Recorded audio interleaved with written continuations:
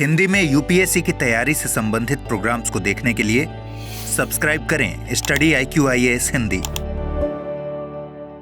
नमस्कार, बहुत बहुत स्वागत है आप सभी का स्टडी IQ-IAS हिंदी में। मेरा नाम है अतुल जैन। तो भारत में संसद के पास बहुत प्रकार की शक्तियां हैं और उन शक्तियों में अगर आप भारत के संविधान को देखेंगे तो आप ये पाएंगे कि संसद को भारत के जो खजाने का एक तरह से प्रहरी बनाया गया है। यानी कि सरकार जब भी कोई वित्तीय निर्णय लेती है, कोई भी पैसे से जुड़ा हुआ निर्णय लेती है, भले ही वो किसी सरकारी विभाग को धन आवंटन का मामला हो या कोई टैक्स लगाने का मामला हो, तो ये सारी चीजें सरकार जो है संसद की सहमति के बिना नहीं कर सकती, क्योंकि संविधान के अनुसार जो सरकारी पैसा है वो संसद का है, उसकी जिम्मेदारी संसद को दी गई है। अब इसमें लेकिन एक बार सोच के देखिए कि कई बार क्या हो सकता है कि अगर संसद में सरकार के पक्ष का माहौल ना हो, क्योंकि संसद में केवल लोकसभा थोड़ी ना आती है, राज्यसभा भी आती है, और ऐसा भारत में हमेशा हुआ है और वर्तमान में भी है कि जो सत्तारूढ़ पार्टी है उसके पास जो है अक्सर ऐसा देखा गया है कि लोकसभा में तो बहुमत है लेकिन राज्यसभा में बहुमत नहीं है। जैसे वर्तमान में भी आप एनडीए को देखेंगे तो एनडीए जो है लोकसभा में तो ऑब्वियसली उनके पास बहुमत है, इसीलिए उनकी सरकार है, लेकिन राज्यसभा में बहुमत के लिए जितनी संख्या चाहिए वो उनके पास नहीं है। तो ऐसे में अगर मान लीजिए हर वित्तीय मामले के लिए सदन के दोनों सदनों की सहमति की आवश्यकता हो जाए, तो बहुत सारे ऐसे प्रावधान हो सकते हैं जो अटक सकते हैं, जिनको हो सकता है स्वीकृति ना मिल पाए। तो इस कारण से भारत के संविधान में एक विशेष प्रावधान किया गया है जिसको हम बुलाते हैं मनी बिल, या फिर हिंदी में बुलाते हैं धन विधेयक।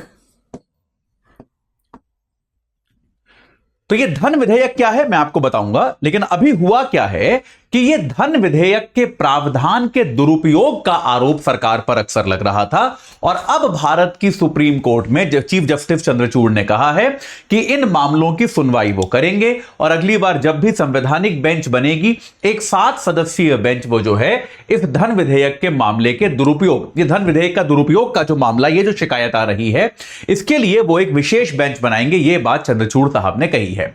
तो ये मामला क्या है, ये प्रावधान क्या है, इसको लेके नियम क्या है और ये पूरा विवाद क्या है, इसको एक बार हम जल्दी से 10 मिनट में समझने की कोशिश करेंगे।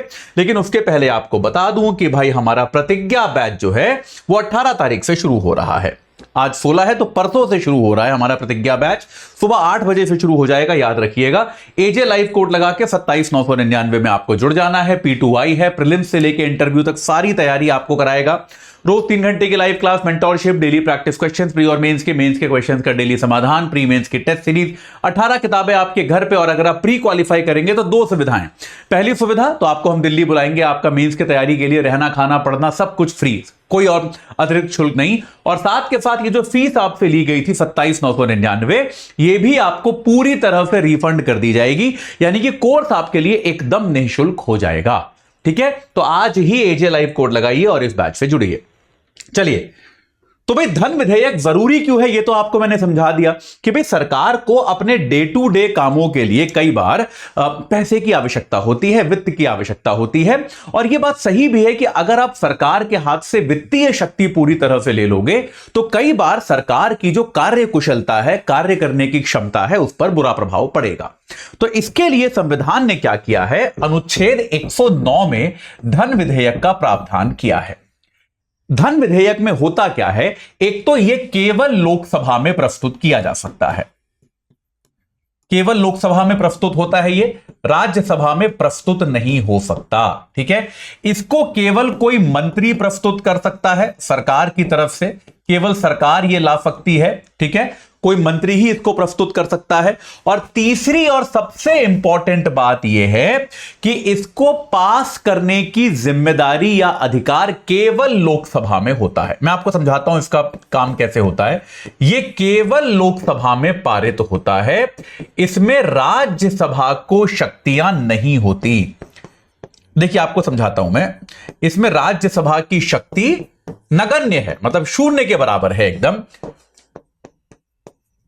तो धन विधेयक जब आता है तो वह राष्ट्रपति की सहमति के साथ आता है। राष्ट्रपति पहले उसको सहमति जताते हैं, उसके बाद यह प्रस्तुत किया जाता है। लोकसभा में यह बिल सरकार प्रस्तुत करती है, लोकसभा के पास पूरी शक्ति है, लोकसभा इस पे चर्चा करेगी, वाद विवाद करेगी, डिबेट करेगी, वोटिंग करेगी, लोकसभा इसको पास। अब देखिए लोकसभा में तो सरकार होती ही है, सरकार तो भी सरकार में इसलिए है ना कि उनके पास लोकसभा में बहुमत है, तो लोकसभा में तो पास हो ही जाएगा, ये बात तो हमको पता ही है, क्योंकि लोकसभा में तो सरकार, नरेंद्र मोदी प्रधानमंत्री इसलिए है ना क्योंकि उनके पास लोकसभा में बहुमत है, तो लोकसभा में तो पास हो ही जाएगा। अब एक बार अगर धन विधेयक लोकसभा में पारित हो गया तब वो राज्यसभा जाता है, राज्यसभा उस पर चर्चा भी कर सकती है, लेकिन राज्यसभा को 14 दिन के अंदर अपने सुझाव लोकसभा को देने होते हैं। यह बात समझ में आ गई?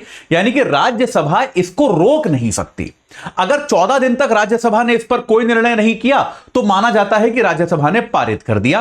अगर राज्यसभा अपने सुझाव लोकसभा के पास वापस भेजती है कि भाई ये हमारे सुझाव हैं, इनको आप सुन लीजिए, समझ लीजिए, तो भी लोकसभा के हाथ में है। वो चाहे तो राज्यसभा के एक सुझाव को माने, बाकी को ना माने, चाहे तो एक को भी ना माने, मतलब वो राज्यसभा केवल सुझाव दे सकती है, वो सुझाव किसी भी तरह से बाध्यकारी नहीं होते। यानी कि अगर लोकसभा ने पारित कर दिया तो 14 दिन के अंदर तो ये बिल कानून बन ही जाता है। तो पूरी शक्ति लोकसभा को इसमें दे दी गई है, राज्यसभा के पास केवल सुझाव देने की शक्ति है। यह मैं आपको पॉइंट इतना विस्तार से इसलिए बढ़ा रहा हूं क्योंकि 2023 और 2024 दोनों के प्रीलिम्स में धन विधेयक से सवाल आया है। आप पेपर उठा के देखिएगा, 2023 में पूछा गया है, 2024 में पूछा गया है। तो बैक टू बैक एक ही टॉपिक से 2 बार सवाल आना बड़ा रेयर है, लेकिन इस टॉपिक पर हो रहा है, तो क्या पता यूपीएससी हैट्रिक भी लगा दे। ठीक है, तो ये बात क्लियर हुई। तो भाई धन विधेयक में राज्यसभा के पास लगभग कोई शक्ति नहीं होती, वो केवल लोकसभा को सुझाव दे सकती है, बाकी आप जो है माने या ना माने ये लोकसभा के हाथ में है। ठीक है, यहां तक क्लियर हो गया। यह प्रावधान लाया भी इसलिए गया है कि आर्थिक मामलों में सरकार के पास शक्ति होनी चाहिए। सरकार भाई देश चलाती है, अगर सरकार के पास आर्थिक शक्ति नहीं होगी तो देश को चलाने में सरकार को बहुत दिक्कत होगी। यह इसका कारण है, इस कारण से यह जो प्रक्रिया जो है ऐसे बनाई गई है।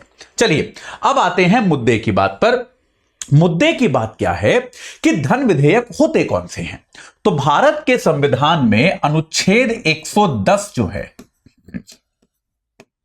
अनुच्छेद 110 भाग 1 में जो है उन विषयों का वर्णन किया गया है, वो विषय दिए गए हैं जिनसे जुड़े विधेयक को आप धन विधेयक मान सकते हैं। तो एक लंबी सी लिस्ट दी है उन्होंने, ए से लेकर जी तक, ABCDEFG ऐसे 7 बिंदुओं की लिस्ट दी है कि जिन बिंदुओं के आधार पर आप किसी विधेयक को धन विधेयक मान सकते हैं।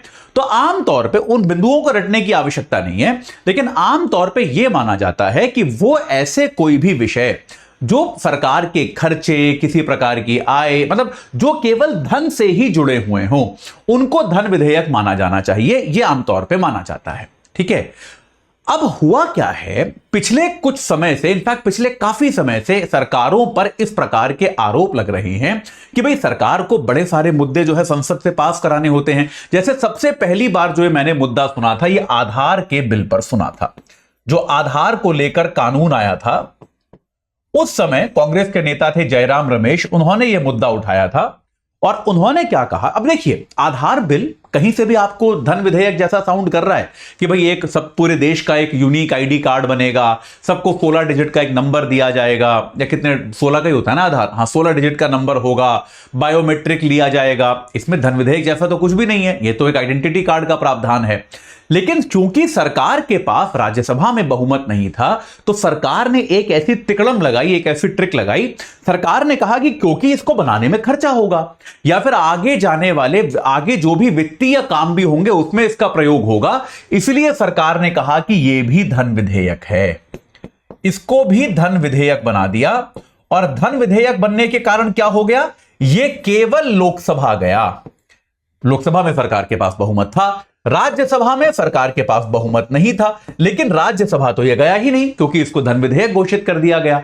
बात समझ में आई कि नहीं आई?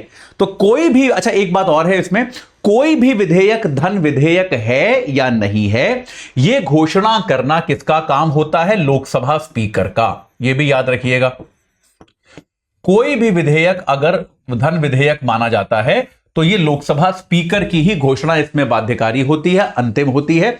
इसको चुनौती भी नहीं दी जा सकती कि लोकसभा स्पीकर अगर कह देगा कि भाई ये धन विधेयक है तो बात खत्म हो जाएगी, धन विधेयक माना जाएगा। अगर राज्यसभा में भी मान लीजिए किसी व्यक्ति ने कोई ऐसा बिल प्रस्तुत किया जिसको लेकर संदेह है कि यह धन विधेयक हो सकता है, तब वो लोकसभा स्पीकर को दिया जाएगा कि आप बताइए धन विधेयक है कि नहीं। अगर स्पीकर कहता है धन विधेयक है, तब वो राज्यसभा में बिल प्रस्तुत नहीं हो सकता। यह बात क्लियर है। तो भाई इस तरह के आरोप जैसे आधार के बिल से लगने शुरू हुए कि सरकारें क्या करने लगी हैं, हर बिल को धन विधेयक ही बता देती हैं, हर बिल को मनी बिल बता देती हैं। और मनी बिल बताने के कारण क्या होता है कि वो लोकसभा में तो केवल लोकसभा में प्रस्तुत होता है, राज्यसभा में तो उस पर कोई अधिकार ही नहीं बचता। तो विपक्ष जो है उसको, जिसके पास राज्यसभा में ज्यादा शक्ति है, उसको अपनी बात कहने का या फिर राज्यसभा को अपनी शक्ति को जताने का मौका नहीं मिलता है। तो ये जो चीज है, ये एक शिकायत है जिसको लेकर मामला दर्ज किया गया था। और इसको लेकर एक Roger Matthew versus South Indian Bank, एक Roger Matthew versus South Indian Bank एक मामला चल रहा था। उसमें सुप्रीम कोर्ट ने 2019 में यह आदेश दिया था। एक 5 सदस्यीय बेंच थी, उसने कहा था कि भाई सुप्रीम कोर्ट को एक 7 सदस्यीय बेंच बनानी चाहिए और 7 सदस्यीय बेंच जो है इसका फैसला करे कि भाई इस तरह से धन विधेयक का दुरुपयोग जो है वो हो रहा है या फिर नहीं हो रहा। और उसके बाद से, इसी बीच आधार बिल के बाद से ऐसा बहुत सारे बिलों में हुआ। जैसे आपने देखा होगा ईडी इतने सारे लोगों को आजकल गिरफ्तार करती है। Prevention of money laundering act जो है वो भी धन विधेयक के तौर पे उसमें संशोधन किया गया। इसके अलावा बहुत सारे न्यायिक अधिकरण बनाए गए। उन न्यायिक अधिकरणों को बनाने वाला जो विधेयक था, इसको भी धन विधेयक की तरह प्रस्तुत किया गया, जबकि ये तो धन विधेयक नहीं होना चाहिए ना भाई। आप नए अधिकरण बना रहे हो, अब ऑब्वियसली उसमें आप लोगों को तनख्वाह दोगे, थोड़ा बहुत खर्चा तो करोगे, लेकिन उसका मतलब ये थोड़ा ना, अब ऐसे तो यार सारे विधेयक धन विधेयक हैं। ऐसे तो सरकार कोई भी कानून लाएगी उसमें खर्चा तो होगा ही। तो खर्चे के आधार पर अगर आप बिलों को धन विधेयक कहना शुरू कर दोगे, फिर तो सारे ही बिल धन विधेयक हो जाएंगे। तो ये जो है 2019 में सुप्रीम कोर्ट ने ही ये कहा था कि एक 7 सदस्यीय बेंच बननी चाहिए और वो बेंच ये तय करे कि भाई धन विधेयक बनने के रूलों का उल्लंघन, कानूनों का उल्लंघन हो रहा है या फिर नहीं हो रहा, या इसके लिए कोई गाइडलाइन बनाए जाने की आवश्यकता है या नहीं है। ठीक है। तो अब जस्टिस चंद्रचूड़ ने यह कहा है कि अगली बार अब जब वो संवैधानिक बेंच बनाएंगे, तब वो इस मामले की सुनवाई के लिए भी एक विशेष बेंच का गठन करेंगे, जिसके कारण क्या हो जाएगा कि भाई इस पूरे मामले को लेकर एक स्पष्टता आ जाएगी।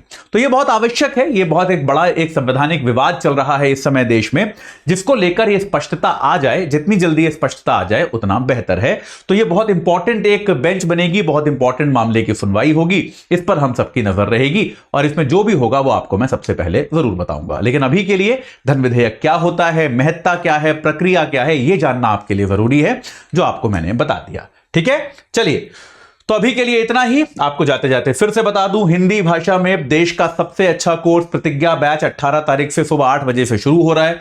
एजे लाइव कोड लगाइए, 27,999 में जुड़ जाइए और बाकी सुविधाओं के साथ अब अगर आप अपना प्री क्वालिफाई करते हैं तो आपको आपकी पूरी फीस रिफंड हो जाएगी। तो आज ही इस बैच से जुड़कर अपनी तैयारी को एक सही आकार प्रदान दीजिए।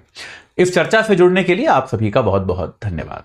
हिंदी में यूपीएससी की तैयारी से संबंधित प्रोग्राम्स को देखने के लिए सब्सक्राइब करें स्टडी IQ IAS हिंदी।